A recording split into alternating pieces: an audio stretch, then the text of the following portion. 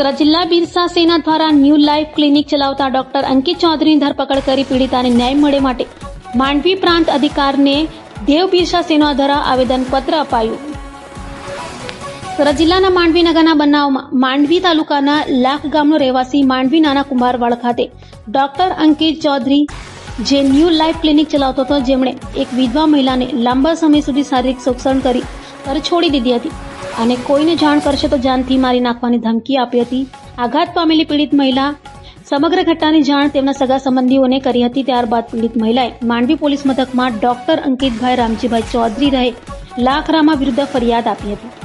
Mandvi police મથકમાં તારીખ 16/5/2025ના રોજ ભારતીય ન્યાય સંહિતાના કલમ 69-351 મુજબ ફરિયાદ નોંધી હતી. આજ સુધીમાં 10 થી 15 દિવસ થવા આવ્યા છતાં દિન સુધીમાં આરોપી પોલીસ પકડથી દૂર છે, જે બાબતે માંડવી પ્રાંત અધિકારીને આવેદનપત્ર આપવામાં આવ્યું છે. તેમાં તેમણે જણાવ્યું છે કે આરોપી આજ દિન સુધી પોલીસની પકડમાં કેમ આવ્યો નથી. માંડવી પોલીસ કોઈના દબાણમાં આવીને કામ કરે છે કે શું? પોલીસ આરોપીને કેમ છાવરી રહી છે? ગરીબ પીડિત મહિલાને ન્યાય ક્યારે? જેવા અનેક સવાલો ઉભા થયા છે. તો પીડિત મહિલાને જલ્દી ન્યાય મળે અને આવું કૃત્ય કરનાર ડોક્ટર અંકિત રામજીભાઈ ચૌધરીને પોલીસ જલ્દી પકડીને જેલ ભેગો કરે અને સખતમાં સખત સજા થાય એવી દેવ બિરસા સેનાની માંગણી અને લાગણી છે.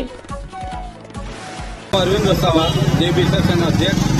અમારે એક આદિવાસી સમાજની દીકરી જે 3 વર્ષથી જોડે રહેતા હતા ડોક્ટર અંકિત ચૌધરી સાથે, અને 3 વર્ષ પછી આ દીકરીને એની સાથે લગ્ન કરવાની ના પાડી, તો અમે 16/5 અહીંયા માંડવી પોલીસ સ્ટેશનમાં એક અરજી આપી હતી. એના આધારે એના પર એફઆઈઆર નોંધાઈ છે.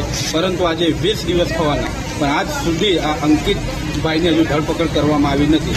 તો અમારો સમસ્ત આદિવાસી સમાજ જાણવા માંગે છે કે સુરતની પોલીસ આટલી સક્ષમ છે, આટલી શક્તિશાળી છે, તો હજુ સુધી કેમ પકડમાં આવતો નથી આરોપી?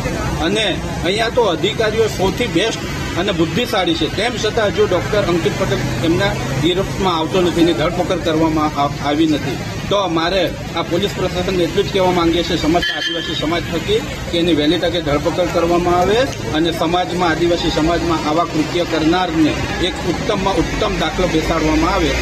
એ સાથે અમે આ દેવ બિરસા સેના થકી અને સમસ્ત આદિવાસી સમાજ થકી અમે આજે પ્રાંત સાહેબને એક આવેદનપત્ર આપ્યું છે અને વહેલી તકે એની ધરપકડ કરવામાં આવે. અને એવું પણ જાણવા મળ્યું છે કે ભારત દેશ છોડીને વિદેશમાં જતો રહ્યો છે, એટલે હજુ સુધી એની ધરપકડ કરવામાં આવી નથી.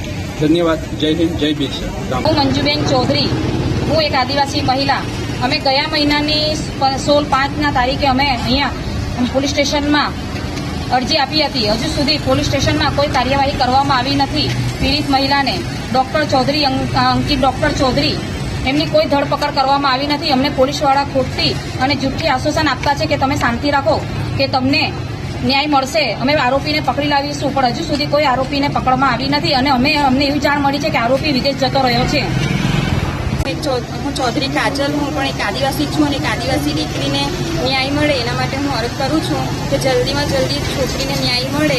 અને 16/5ના રોજ અમે જે ફરિયાદ કરેલ હતી એ ફરિયાદનું આજ સુધી આરોપીની ધરપકડ કરવામાં આવી નથી. તો જલ્દી આરોપીની ધરપકડ કરી ને છોકરીને ન્યાય મળે તો સારું. આદિવાસી સમાજમાં ઘણા કિસ્સા બની ગયા છે ને એમને ન્યાય મળતો નથી. ગરીબ દીકરીઓને ન્યાય મળવો જોઈએ. કેમ ગરીબ દીકરીઓને ન્યાય નહીં મળે?